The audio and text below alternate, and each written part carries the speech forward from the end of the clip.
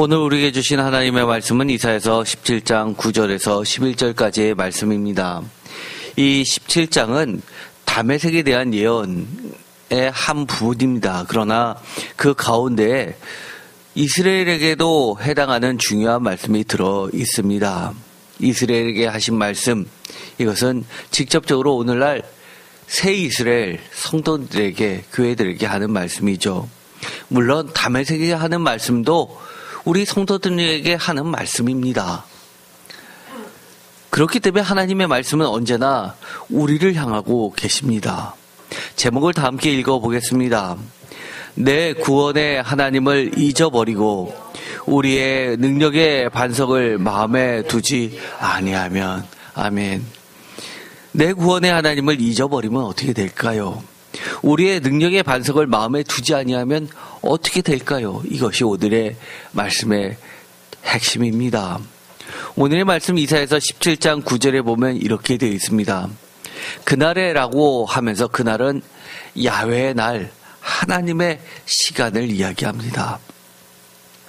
오늘은 어떤 날입니까? 사실 오늘은 하나님의 시간 안에 있는 날입니다. 그날입니다. 그날에 그 견고한 성읍들이 옛적의 이스라엘 자손 앞에서 버림받은 숲풀 속의 처소와 같은 산꼭대기의 처소 같아서 황폐하리니. 10절 이는 내가 내 구원의 하나님을 잊어버리며 내 능력의 반석을 마음에 두지 아니한 까닭이라. 그러므로 내가 기뻐하는 나무를 심으며 이방의 나무 가지도 이종하는도다. 표준세 번역으로도 한번 읽어보겠습니다. 다 같이 읽겠습니다.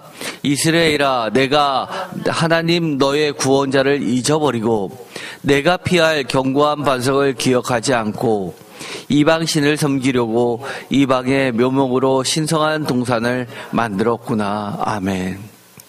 이방의 나무가지도 이종하는 이야기는 성경에 여러 군데에 나옵니다. 대표적으로 로마서죠. 로마서에 하나님께서 포도나무를 가꾸시는데 이방의 전복주심을 통해서 새 이스라엘을 구성하십니다. 그것은 좋은 뜻이죠. 그런데 여기서는 나쁜 뜻으로 쓰이게 됩니다. 이방의 나무가지도 이종하는 것을 이방신을 섬기려고 이방의 묘목으로 신성한 동산을 만들었구나라고 하나님께서 한탄하시는 말씀으로 나오게 돼서 로마서의 그 주제하고는 전혀 다르게 됩니다. 즉 하나님, 구원의 하나님을 잊어버리니까 그들이 한 행동, 하나님보다 더 센 그리고 더 잘난 신이 있구나라고 생각해서 그 신을 섬기려고 그 신이 기뻐하는 그런 나무라고 하니까 그것을 가져다가 에덴 동산처럼 여호와의 동산처럼 꾸미는 모습을 하나님께서 한탄하시면서 질책하십니다. 그러면서 11절 내가 심는 날에 울타리를 두르고 아침에 내 씨가 잘 발효하도록 하였으나 근심과 심한 슬픔의 날에 농작물이 없어지리라. 내가 그것을 거두어들일 무렵에는 흉작이 되어 너희 슬픔이 클 것이다. 농작물을 거두는 날 심판의 날이죠. 하나님께서 모든 것을 계수하시는 날에는 반드시 슬픔이 클 것이다. 애통하는 날이 될 것이다. 라고 경고하십니다. 우리들은 어떻게 해야 될까요? 하나님께서 야훼의 날에 기쁨의 날이 돼야 되겠죠. 그것은 당연합니다. 어떻게 하면 그렇게 될까요? 그것은 야훼의 날을 지금 우리가 준비하는 것에서부터 시작될 수 있습니다. 어떻게 하면 될까요? 우리의 구원의 하나님을 잊어버리면 안 되는 겁니다. 또 우리의 능력의 반석을 마음에 두면 되는 겁니다. 하나님을 잊어버린다? 저는 한마디로 이렇게 이야기를 하고 싶습니다. 구원 포기입니다. 그러면서도 우리는 하나님을 잊어버리는데 익숙합니다. 나는 하나님을 잊어버리지 않았어요? 아니요. 무관심이 하나님을 잊어버리는 겁니다. 우리 삶 가운데 하루 중에 하나님을 얼마나 찾고 기억하고 또 부르고 있습니까? 아무런 하나님과 관계없는 삶을 하루 종일 바쁘게 살다가 어느 순간 필요로 할 때만 찾는 것 아닙니까? 하나님을 잊어버린다. 그렇다면 여러분의 이름은 구원 포기입니다. 구원을 우리가 포기하지 않았다라고 말할지 모르지만 하나님께서 여러분들에게 주실 새 이름은 구원 포기자입니다. 마지막에 요한계시록에 보면 우리가 구원받을 때는 새 이름을 주신다고 했는데 어떤 이름이 우리 명판에 새겨질까요? 하나님이, 예수님이 너무너무 사랑하는 자, 이것처럼 멋진 게 어디 있을까요? 또는 나를 위해서 목숨을 바친 자, 또 하나님의 계명을 자신보다 더 소중히 여긴 자, 얼마나 멋지십니까? 또 저는 이런 것도 있을 것 같아요. 내가 주님이 어린 양이 항상 기억하는 자. 부럽지 않아요? 새 이름들, 어떤 새 이름들이 주어질까요? 하나님을 잊어버린다. 다시 한번 말씀드리지만 구원 포기입니다. 이사야서 51장 12절 이르시되 너희를 위로하는 자는 나 곧 나이니라. 너희는 어떠한 자이기에 죽을 사람을 두려워하며 풀같이 될 사람의 아들들을 두려워하느냐. 두려워하지 말라는 거죠.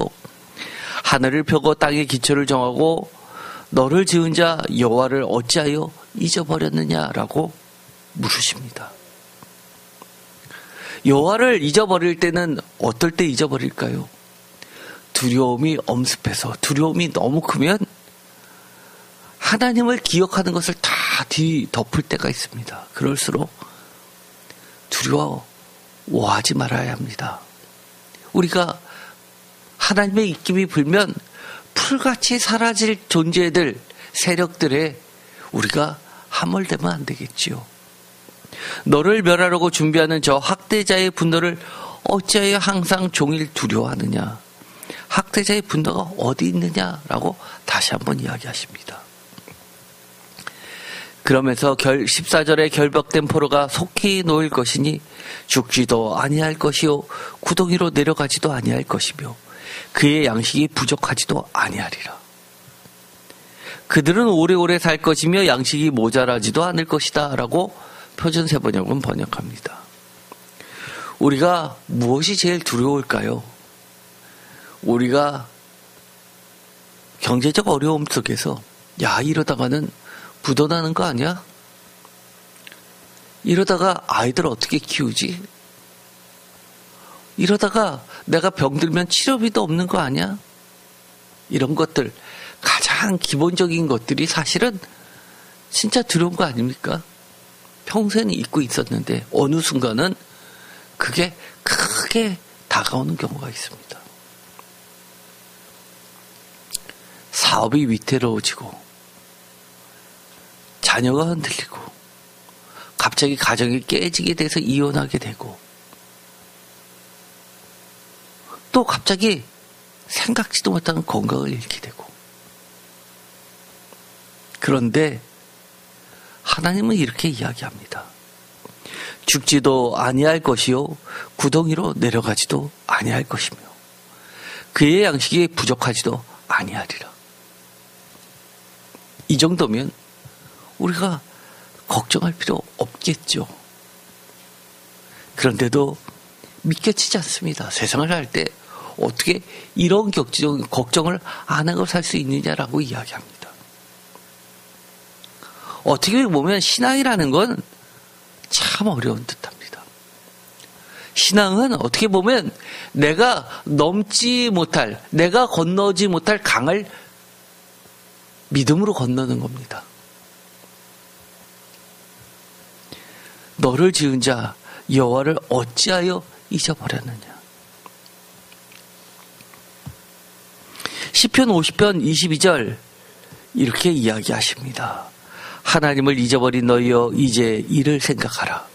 그렇지 아니하면 내가 너희를 찢으리니 건질 자 없으리라. 하나님을 잊어버린 너희여. 표준세 번역은 하나님을 잊은 자들아, 이 모든 것을 깨달아라. 그렇지 않으면 내가 너희를 찢어도 구하여 줄 자가 없을까 두렵구나. 하나님을 잊어버렸다라고 하는 그 자체는 우리가 어디다가 구원의 손을 내밀 수 있겠습니까? 23절 감사로 제사를 드리는 자가 나를 영화롭게 하나니 그의 행위를 옳게 하는 자에게 내가 하나님의 구원을 보이리라. 감사하는 마음을 제물로 바치는 사람이 나에게 영광을 돌리는 사람이니 올바른 길을 걷는 사람에게 내가 나의 구원을 보여주겠다. 감사로 제사를 드리는 자, 돈의 문제가 아니죠. 감사하는 마음을 제물로 바치는 자, 하나님께서는 나의 구원을 보여주겠다라고 이야기합니다. 돈이 없어도 올바른 길을 걷고자 하는 자, 하나님께서는 약속해 주십니다. 나의 구원을 보여주겠다라고 이야기합니다. 하나님의 구원을 우리가 보여달라고 말하기 전에 우리가 하나님이 싫어하시는 것을 함께 싫어하고 하나님이 기뻐하시는 것을 함께 기뻐하면서 하나님의 나라를 만들기 위해 몸부림치다가 있게 되는 손해, 제가 전에도 이야기했죠. 우리가 헌금을 하나님께 드려야지만 그게 헌금입니까? 아니요. 헌금 못 드려도 내가 하나님을 위해서 싸우는 야외 싸움에 끼어들어서 있게 되는 그 손해는 하나님 앞에 드려지는 헌금입니다. 11조입니다. 올바른 길을 걷는 것 자체가 무엇입니까? 세상적으로 사람들이 다 박수치는 길이요? 아니요. 하나님께서 성경 말씀에 명령하신 하나님의 말씀의 길입니다. 그것이 구원의 길이기 때문입니다. 왜 이렇게 하나님께서 나의 구원을 보여준다고 호장담하십니까? 시편 50편 이어지는 말씀에 이렇게 되어 있습니다. 11절 산의 모든 새들도 내가 하는 것이며 들의 짐승도 내 것이미로다. 내가 가령 주려도 내게 이르지 아니할 것은 세계와 거기에 충만한 것이 내 것이미로다. 뭐라고 이야기하셨냐면 표준세 번역에 내가 배고프다고 한들, 하나님께서 배고프다고 한들 너에게 달라고 하겠느냐. 웃기지 않습니까? 우리 이런 생각 해보신 적 있으세요? 하나님이 배고파서 밥 줘라고 부르는 거 생각해 보신 적 있으십니까? 온누리와 거기 가득한 것이 모두 나의 것이 아니더냐라고 하면서 하나님은 이렇게 이야기하십니다. 내가 수소의 고기를 먹으며 염소의 피를 마시겠느냐. 감사로 하나님께 제사를 드리며 지존하신 이에게 내 소원을 갚으며 환난 날에 나를 부르라. 내가 너를 건지리리. 내가 나를 영화롭게 하리라. 너는 나에게 영광을 돌리게 될 것이다. 하나님이 기뻐하시는 것 뭡니까? 우리를 구원해 주시는 걸 기뻐하십니다. 그리고 구원받은 우리가 하나님 우리를 구원해 주셔서 감사합니다. 인정하는 겁니다. 찬양하는 겁니다. 환난 날 하나님이 일부러 만드신 겁니까? 아니요. 우리가 인생을 살다 보면 하나님을 잊어버린 자들에 의해서 만들어지는 의로운 백성들에게 가해는 환난 날이 얼마나 많은지요. 그때마다 하나님은 내가 나를 영화롭게 하리라. 환난당한 너가 오히려 잘 될 것이라고 말합니다. 왜요? 그래야만 저들이 깨달을 거 아니냐라고 합니다. 우리는 하나님을 믿는, 하나님을 잊지 않고 있는, 하나님을 기억하고 하나님을 찬양하고 하나님께 감사로 제사 드리는 예배드리는 우리들이 잘 돼야 되는 이유가 이런 겁니다. 하나님께서 반드시 우리를 세워주셔야 될 이유가 있는 겁니다. 우리가 끝까지 싸워도 죽지 아니하고 구덩이로 내려가지 아니하고 굶주리지 않을, 절대로 경제적 어려움 겪으면서 망하지 않을 이유가 있는 겁니다. 왜요? 하나님께 영광 돌리게 하기 위해서. 하나님의 이름이 높아지기 위해서요. 왜요? 시작부터 우리가 우리 싸움한 게 아니잖아요. 하나님의 싸움에 우리가 끼어든 하나님의 싸움 아닙니까? 그러니까 하나님께서 책임져 주셔야죠. 여러분은 얼마나 하나님의 싸움을 하고 있습니까?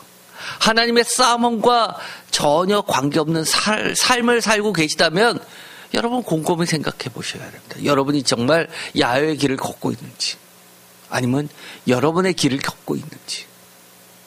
여러분 평탄하십니까? 모든 사람들이 여러분을 좋아하고 모든 사람들이 여러분에게 칭찬만 하십니까? 분명히 저 사람은 하나님이 싫어하는 사람인데도 불구하고 그 사람조차도 여러분하고 친하면서 언제나 잘 지내십니까? 곰곰이 우리는 곰곰이 생각해 봐야 합니다. 정말 이것이 하나님의 주신 형통 때문에 그렇게 되는 것인지 아니면 아직도 내가 하나님의 길을 걷고 있지 않고 하나님의 길과 대적자의 길 그 줄타기를 하고 있지 않은지 생각해 봐야 됩니다. 어떻게 하면 우리가 주님을 잊지 않을 수 있을까요?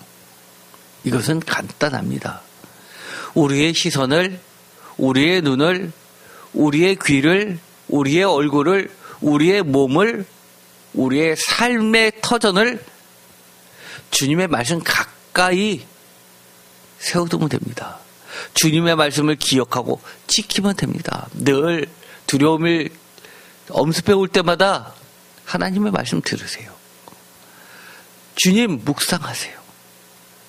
이것이 시작입니다. 어떻게 우리가 항상 잊지 않고 삽니까? 시편 119편 138절 주께서 명령하신 증거들은 의롭고 지극히 성실하시니이다. 내 대적들이 주의 말씀을 잊어버렸으므로 내 열정이 나를 삼켰나이다. 내 원수들이 주의 말씀을 잊어버리니 내 열정이 나를 불살합니다.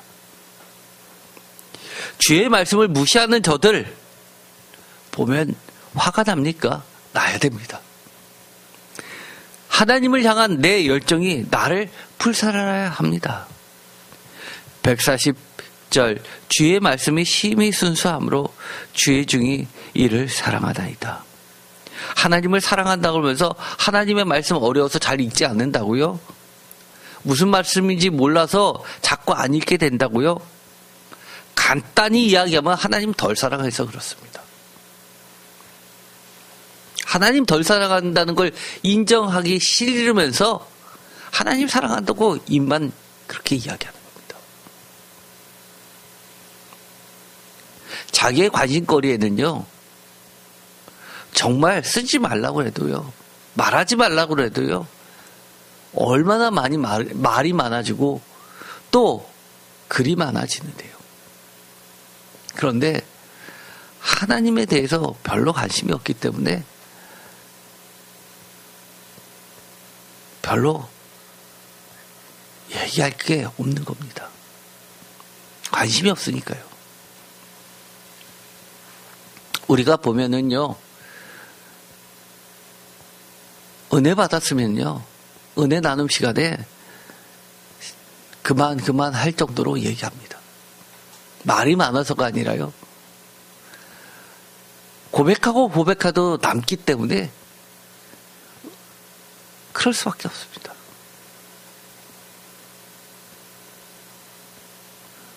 반대로 이야기해 볼까요?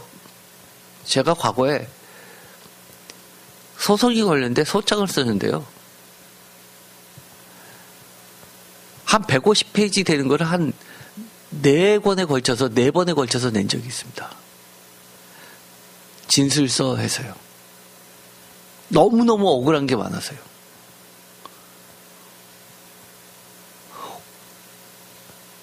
600페이지가 넘었습니다. 변호사님이 기절초풍했습니다. 결국 승소했습니다. 그러면서 이런 얘기합니다. 질 줄 알았는데 목사님의 간절한 마음을 재판관님이 불쌍히 여기셨나 봅니다. 그 얘기합니다. 법률적으로는 이렇게 날 수가 없는데, 법리적으로는 이렇게 날 수가 없는데 승소했다고 이야기합니다. 진심이 통했나 봅니다. 우리가요, 너무 원통하면 말이 많아집니다. 마찬가지로 살아가면요, 살아간 만큼 표현이 늘어날 수 있습니다. 늘 주님을 향해 기도하고 찬양해도 시간이 부족합니다. 141편 1절 141절 내가 미천하여 멸시를 당하나 주의 법도를 잊지 아니하였나이다. 제가 좋은 거는요, 제가 잘나거나 못나거나 관계없이, 내가 높임을 받거나 멸시를 받거나 관계없이 저는 저의 길을 갈 수 있습니다. 주님의 법도를 잊지 아니할 수 있다는 겁니다. 여러분들 그런 상상 해보신 적 있으세요? 어려움에 처했습니다. 성경 말씀 볼 수 있을까요? 못 봅니다. 예를 들어서 어두운 데 갇혔다든지 아니면 성경책을 놓쳤다든지, 그러면 성경 말씀을 볼 수가 없죠. 그러면 어떻게 해야 될까요? 기억에 의존해야 됩니다. 평소에 하나님의 말씀을 얼마나 많이 보고 듣고 했느냐에 따라서 어두울 때 빛이 바랍니다. 그래서 암기하는 거 아닙니까? 하나님께서 우리에게 기억 주실 때 그때 할 수 있는 것, 가장 귀한 것, 주님의 법도를 잊지 아니하는 겁니다. 사람은요, 얼마 전에도 얘기했지만 이 나이가 들면 기억이 상실하게 되죠. 원치 않은 치매라는 병이 갑자기 찾아올 수 있습니다. 그렇지만 우리가 기억이 있는 순간까지는 최선을 다해야죠. 하나님께서 나머지는 책임져 주시겠죠. 비록 우리가 치매가 걸려서 정말 내가 기독교인이라는 것조차도, 예수님을 믿었다는 것 자체도, 교회가 뭔지도 전혀 기억이 사라지는 순간이라 하더라도 하나님은 우리를 기억해 주시겠죠. 주님은 우리를 기억해 주시겠죠.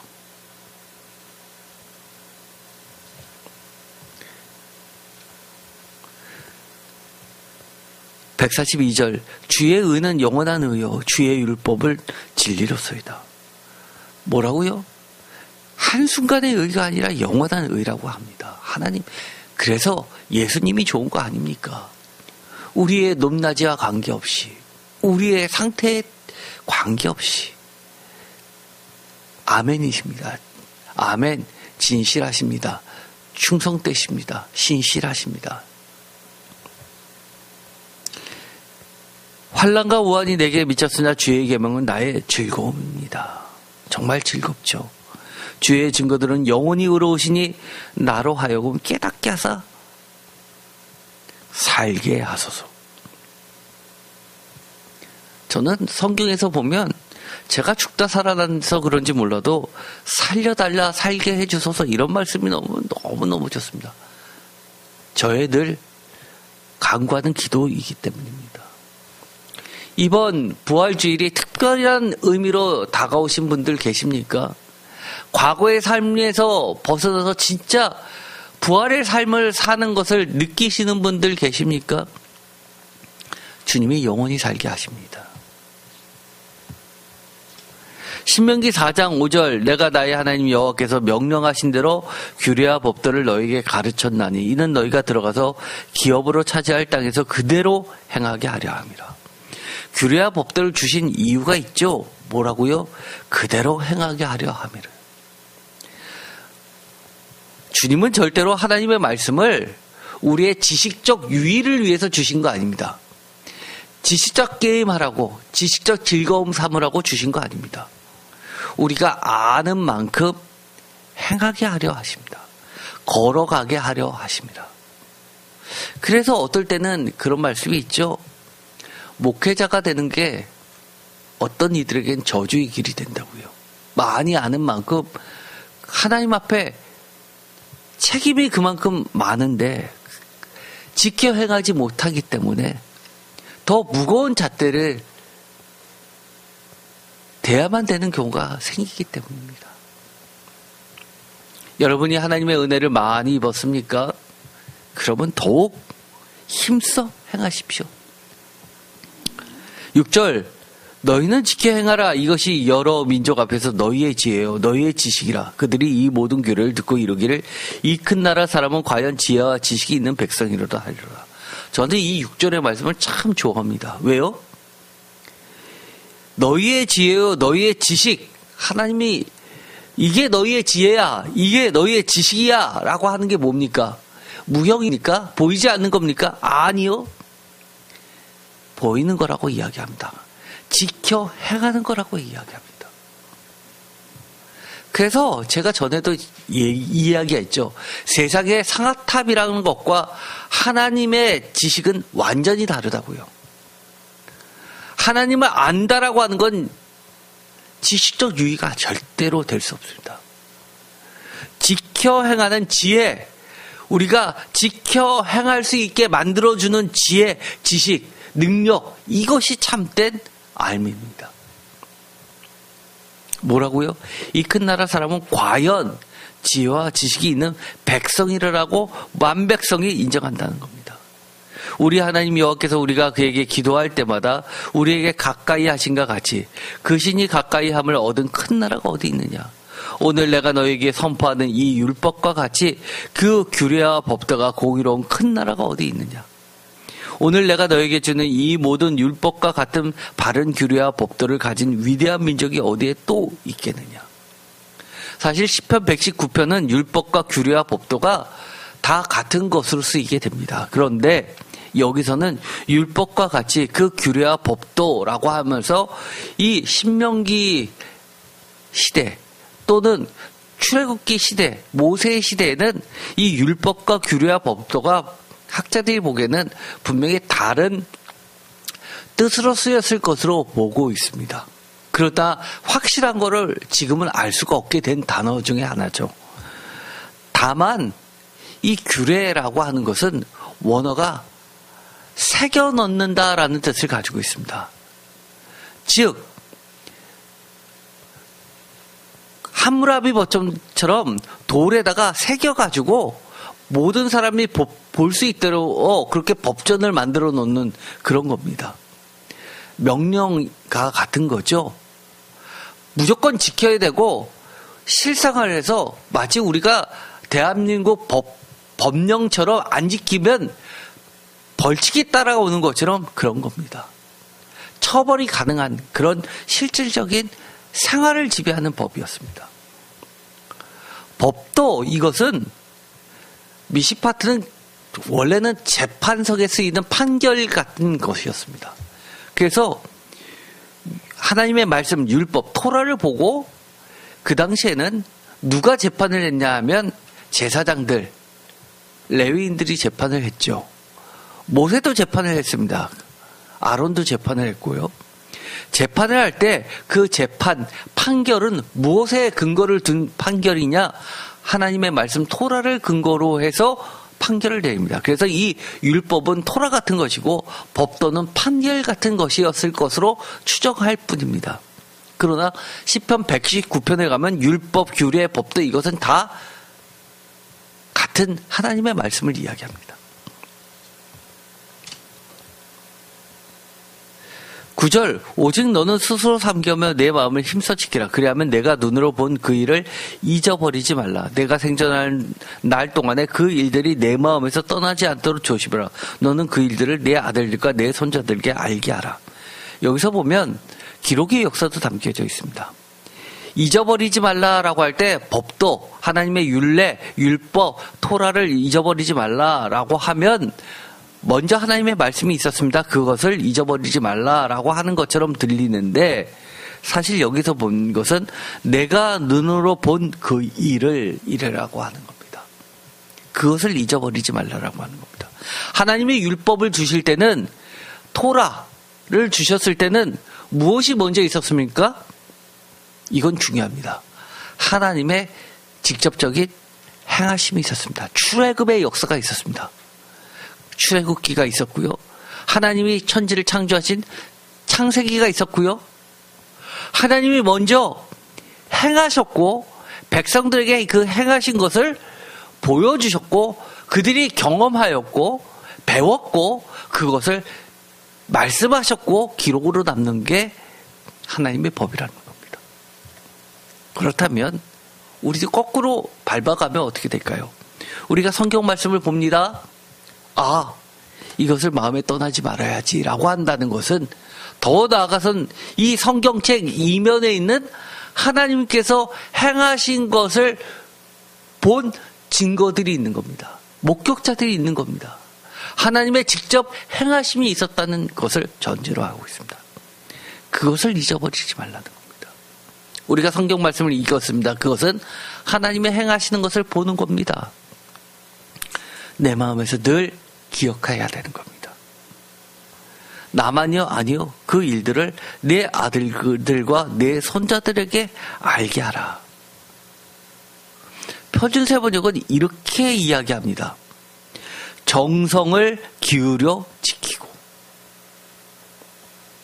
삼가 조심하여 앞에 오로지 삼가 조심하여 너희의 눈으로 본 것을 잊지 않도록 그것도 평생 동안 너희 마음속에서 사라지지 않도록 하여라. 멋지지 않아요? 이러려면 도대체 어떻게 해야 됩니까? 잊어버릴 즈음 하면 잊어버리기 전에 다시 한번 보고 듣고 행하고 우리 국민학교 저 때는 초등학교라고 하지 않고 국민학교로 그랬죠. 지금은 뭐 유치원에 들어가기 전에 다 한글을 띄고 영어도 해가지고 학교를 들어가지만 저희 때만 해도 국민학교 1학년 들어가면 그때 한글을 배웠습니다. 저 어렸을 때는. 그런데 보고 이렇게 따라만 하는 게 아니라 그거를 쓰는 거를 숙제를 주셨습니다. 10번 써와 50번 써와 한 번 안 해가면 더 많이 쓰라고 합니다. 100번 써와 그리고 시험 치면 틀린 거 있으면 또 써와. 왜 쓰라고 합니까? 잊지 않으려면 눈으로 보고 귀로 듣고 또 행해야 되기 때문입니다. 몸으로 해야 되기 때문입니다. 하나님의 말씀을 누가 제일 잘 깨달을까요? 누가 제일 잘 깨달을까요? 많이 배운 박사요? 아니요. 몸으로 체득한 사람들입니다. 어떻게 해요? 많은 환난과 고통 가운데서 하나님의 구원을 경험해 본 사람처럼 그렇게 하나님을 잘 배울 수가 없습니다. 과거에는 몰랐는데 경험하고 났지만 눈에 보이지 않던 하나님의 말씀들이 속속 들어옵니다. 제가요 목회자가 되는데 결정적인 역할을 했던 것, 과거에 제가 젊을 시절에 30대에 24억 부도를 막고 하나님께서 2년 만에 그것을 회수하는 데 성공해 주시고 다 부도를 정상화시킨 이후 신학교를 갔습니다. 왜요? 그 과정 속에서 하루하루가 지옥이었고 하루하루가 처절한 싸움이었고 하나님을 한순간이라도 붙잡지 않으면 자살할 것 같고 그 과정을 2년을 겪으면서 늘 하나님을 바라보고 기억하고 매달렸기 때문에 그 다음부터는 제가 신학교에서 배웠던 그 시간과 노력보다도 고통 가운데서 환난 가운데서 하나님으로부터 직접 배운 게 더 많았기 때문입니다.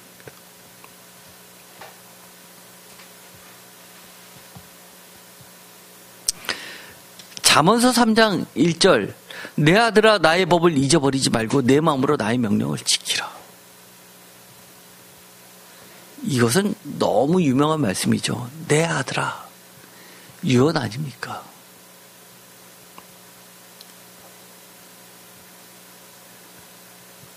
여러분들이 생을 마감할 때 자녀들에게 무엇을 남기고 싶습니까? 하나님을 잘 섬겨라. 하나님의 법을 잊지 말아라. 2절 왜 그랬습니까? 잠언에서는 이렇게 기록을 하고 있죠. 그리하면 그것이 내가 장수하여 많은 해를 누리게 하며 평강을 더하게 하리라. 인자와 진리가 내게서 떠나지 말게 하고 그것을 내 목에 매며 내 마음판에 새기라. 그리하면 내가 하나님과 사람 앞에서 은총과 기중의 영을 받으리라. 너는 마음을 다하여 여호와를 신뢰하고 내 명철을 의지하지 말라. 너의 마음을 다하여 주님을 의뢰하고 너의 명철을 의지하지 말라. 너는 범사의 그를 인정하라. 그리하면 내 길을 지도하시리라. 스스로 지혜롭게 여기지 말지어다. 여호와를 경외하며 악을 떠날지어다. 이것이 내 몸에 양약이 되며 내 골수를 윤택하게 하리라. 내 재물과 내 소산물의 처음 익은 열매로 여호와를 공경하라. 그리하면 내 창고가 가득히 차고 내 포도즙 틀에 새 포도즙이 넘치리라. 이 정도 되면 자녀들에게 재물 남기는 게 중요합니까? 아니면 하나님의 법을 남겨둔 게 중요합니까? 내가 장수하며 많은 해를 누리게 하며 평강을 더하게 하리라. 오래 살면 뭐합니까? 하루하루가 전쟁터인데. 그런데 평강을 더하게 해주신다고 합니다. 저도 이제 나이가 많이 먹었습니다. 그래서 정말 하루하루가 좀 편안했으면 좋겠습니다. 정말 평안했으면 좋겠습니다. 하나님과 사람 앞에서 은총과 기중의 영을 받으리라. 너무 부럽습니다. 정말 유명한 목사님이시죠. 은퇴하셨고 10,000명이 넘는 교회를 세우신 그 목사님이 은퇴 전에 하셨던 설교 말씀이 기억납니다. 이제는 기독교인이 세상에서 버림을 받고 소금이 발에 밟히듯이 그런 시대가 이미 왔다고. 그러면서 그렇다 하더라도 미움을 받고 밟힘을 받아도 하나님을, 예수님을 끝까지 잘 섬기는 자가 돼야지만 기독교인이 될 수 있다고 얘기했던 게 기억이 납니다. 정말 그렇게 되는 것 같습니다. 우리가 힘들수록 잊어버려야 될 것이 있고 잊어버리지 말아야 될 것이 있습니다. 잊어버려야 될 것, 두려운 거 빨리빨리 잊어버려야죠. 하나님을 잊어버리지 말아야죠. 소극적으로 이야기하면 하나님을 잊어버리지 말라, 하나님의 법도를 잊어버리지 말라라고 이야기하십니다. 그러나 적극적으로 이야기하면 거짓을 신뢰하지 말라는 겁니다. 하나님을 잊어버렸다라는 이 소극적 표현은 적극적으로 말하면 너가 거짓을 신뢰하고 있다, 믿고 있다라고 하는 말입니다. 예를 들어서 이겁니다. 예레미야서 13장 25절 여호와의 말씀이니라. 이는 내 몫이요 내가 헤아려 정하여 내게 준 분기시니 내가 나를 잊어버리고, 다 같이 읽겠습니다. 뭐라고요? 거짓을 신뢰하는 까닭이라. 하나님을 잊어버림과 동시에 거짓을 신뢰하게 될 수밖에 없습니다. 헛된 것을 믿었다라고 표준세번역을 이야기합니다. 헛된 것을 나는 믿지 않았다고 말할 수 없다는 겁니다. 소극적으로 이야기하면 나를 잊었다라고 이야기하시지만 적극적으로 표현하면 거짓을 신뢰한 것입니다. 어떻게 된다고요? 그러므로 내가 내 치마를 내 얼굴에까지 들쳐서 내 수치를 드러내리라.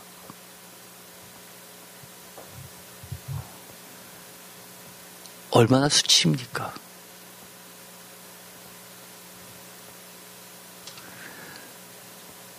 제가 아직까지도 기억나는 게 있습니다.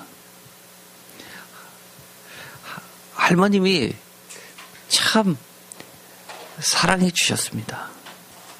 그런데 할머니 방에 제가 대학생 때인데 들어갔는데 할머니께서 누워 계시다가 일어나셨는데 치마를 이렇게 입으셨는데 치마로 발을 자꾸 가리시는 겁니다. 얘기하실 때. 그래서 왜 그러세요? 그랬더니만 할머님이 그러시는 겁니다. 발톱 있는 데가 조금 나왔는데도 창피해서 이러시는 겁니다. 그래서 이게 뭐가 창피해요? 그러니까 발이잖아. 조선시대를 사셨던 분은 발도 보이는 걸 창피하셔서 자꾸 이렇게 치마 밑으로 가리셨죠. 할머님이, 나이 90이었던 할머님이 그러는 모습이 그 당시에 저는 참 좀 달라 보였습니다. 그런 분들에게 만약에 내 치마를 내 얼굴에까지 들쳐서 내 수치를 드러내게 하신다. 이것은 차라리 목숨을 잃는 게 더 낫다라고 할 정도의 수치 아닙니까? 에스겔서 22장 12절에 보면 이런 말씀이 나옵니다. 하나님과 주님의 말씀을 잊어버리면 어떻게 되는지를 그대로 나타내고 있습니다. 12절, 내 가운데 피를 흘리려고 뇌물을 받는 자도 있었으며 내가 변돈과 이자를 받았으며 이익을 탐하여 이웃을 속여 빼앗았으며 나를 잊어버렸도다. 주 여호와의 말씀입니다. 표준 세번역으로 읽어보겠습니다. 돈을 받고 살인을 하는 자도 있고 고리 대금업을 하는 자, 모든 이웃을 억압하고 착취하는 자도 내 안에 있다. 그러면서도 너는 나를 잊고 있다. 나 주 하나님의 말이다. 사실 이 12절의 말씀은요, 매우 성경에서 중요한 말씀입니다. 왜냐하면 출애굽 시대, 민수기 시대만 해도 내 형제에게 하나님의 법은 뭐였냐면 이자를 받지 말라고 했습니다. 그리고 이자를 받을 수 있는 것은 이방인한테는 받을 수 있다고 규정했습니다. 왜냐하면 이자 때문에 내 형제들이 이자를 못 갚아서 땅을 뺏기는 일이, 몸을 저당 잡아서 종으로 팔려가는 일이 있을 수 있기 때문입니다. 그래서 어려울 때 도와주는 의미로 빌려줬다가 다시 그 원금만 받으라는 얘기입니다. 형제들한테는. 그런데 세상이 그렇습니까? 나중에는 신명기 시대 가면은 뭐라고 허락을 하시냐면 이자를 받아도 좋다라고 법을 확대합니다. 왜냐하면 이자 받지 말라는 것은 더 이상 의미 없는 시대가 돼버렸다는 얘기입니다. 신명기 시대 가면. 그런데 그러다 보니까 이 이자를 얼마까지 받아야 되는지가 늘 관건이었습니다. 그래서 이것을 에스겔 시대에 오면은 변돈과 이자라고 분리를 시킵니다. 변돈과 이자. 그만큼 어느 정도의 이자는 당연한 거고 어느 정도까지가 하나님께서 싫어하시는 거냐. 그래서 이것을 고리대금업이라고 이렇게 번역을 한 겁니다. 지금도 이 성경의 근거를 들고 아주 고리대금을 법으로 금지한 법이 생겨났죠. 사실 이게 사회 악입니다. 공동체를 파괴하는 겁니다. 하나님께서 싫어하시는 것은 공동체가 파괴될 정도의 그런 수준. 그것은 원인이 뭐냐라고 했을 때 딱 하나를 지적하십니다. 뭐요? 나를 잊어버렸도다. 여러분이 하나님의 말씀을 잊어버리고 하나님을 잊어버리면 어디까지 나아가게 될까요? 피를 흘리려고 뇌물을 받아도 이건 내 능력이야, 내 실력이야 라고 이야기할 겁니다. 돈을 받고 살인을 해도 이건 사업이야 라고 이야기할 겁니다. 그런 자는 죽어 마땅하다고 이야기할 겁니다. 억압하고 착취해도 안 그러면 방법이 없다라고 그럴 겁니다. 하나님과 주님의 말씀을 잊어버리면 결국 사망으로 갈 수밖에 없는 겁니다. 또 호세아서 8장에는 뭐라고 이야기하냐면 14절 이스라엘은 자기를 지으신 이를 잊어버리고 왕궁들을 세웠으며 유다는 견고한 성읍을 많이 쌓았으나 내가 그 성읍들에 불을 보내어 그 성들을 삼키게 하리라. 하나님을 잃어버린 자는 자기 인과 지혜로 자신의 신을 삼지만 결국은 그것조차도 하나님께서 다 삼켜버린다고 이야기합니다. 하나님은 이스라엘이 자기를 지으신 이를 잊어버린 그 증거로서 뭐를 이야기하시냐면 왕궁들을 세우고 견고한 성읍들을 많이 쌓은 것으로 거봐라고 이야기하십니다.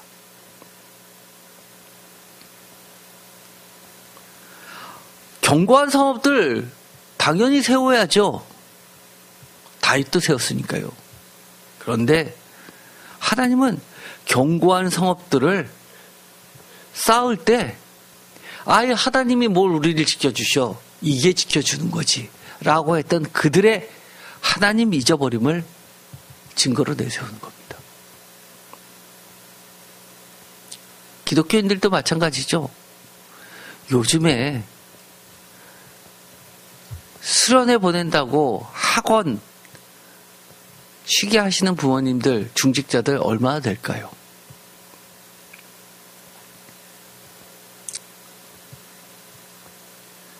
하나님을 잘 믿어야지 잘 사는 게 아니라 편탄한 게 샬롬이 아니라 상위권을 차지해야 된다고 이야기합니다. 도대체 우리들의 삶 가운데 날 구원하신 예수님의 그 자리는 남아 있습니까?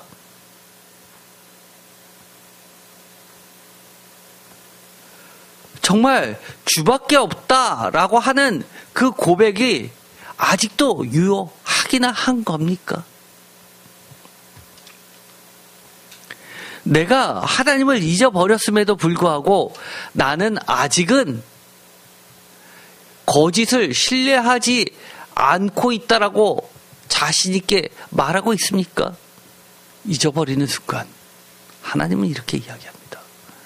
이미 너는 거짓을 믿고 있어.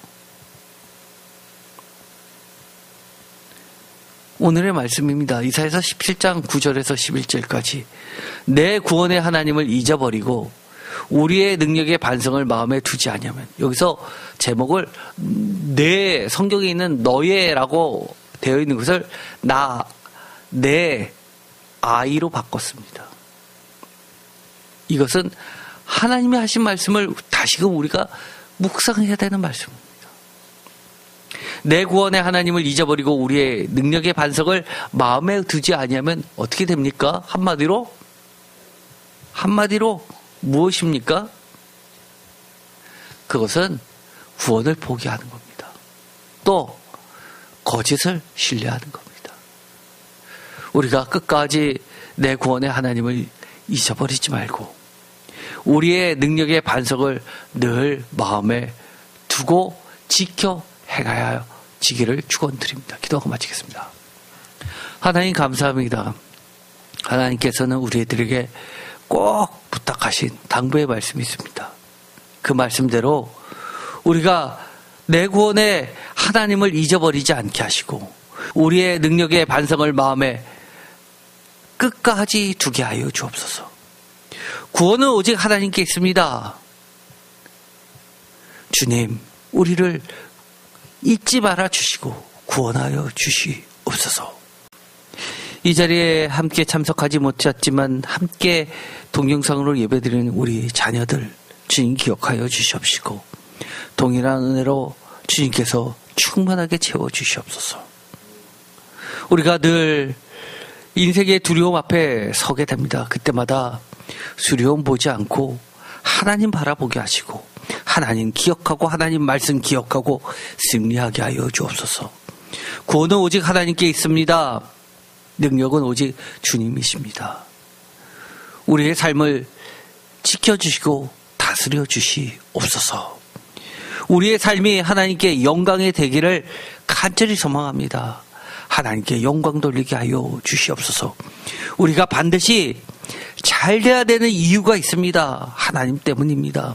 하나님의 싸움에 끼어든 우리들을 하나님께서 친히 책임져 주시옵시고 인도하여 주시옵소서. 예수 그리스도의 이름으로 기도드립니다. 아멘.